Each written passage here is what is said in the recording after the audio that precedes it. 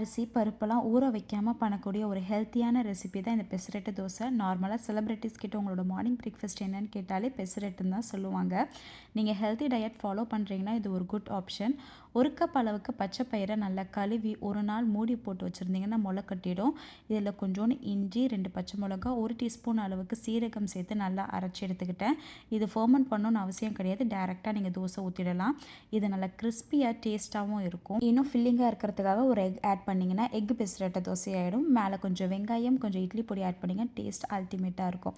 இந்த மாதிரி ஹெல்த்தியான ரெசிபீஸ்க்கு என்னை ஃபாலோ பண்ணுங்கள். நீங்கள் ஹெல்த்தி டயட்டில் இருக்கும்போது ஏதாவது நியூ ரெசிபீஸ் ட்ரை பண்ணிங்கன்னா கீழே கமெண்ட் செக்ஷனில் சொல்லுங்கள், நானும் அதை ட்ரை பண்ணுறேன். அண்ட் நம்ம சேனலில் ஃபாலோ பண்ணுற சப்ஸ்கிரைபர்ஸ் அண்ட் நான் சப்ஸ்கிரைபர்ஸ் உங்களோட லவ்லி அண்ட் கன்சர்ன் கமெண்ட்ஸ் பார்க்கும்போது ரொம்ப ஹாப்பியாக இருக்குது. Keep doing it. உங்கள் சப்போர்ட் தான் என்னோட biggest motivation. Thank you so much. Until then, see you on next video. Take care. Bye.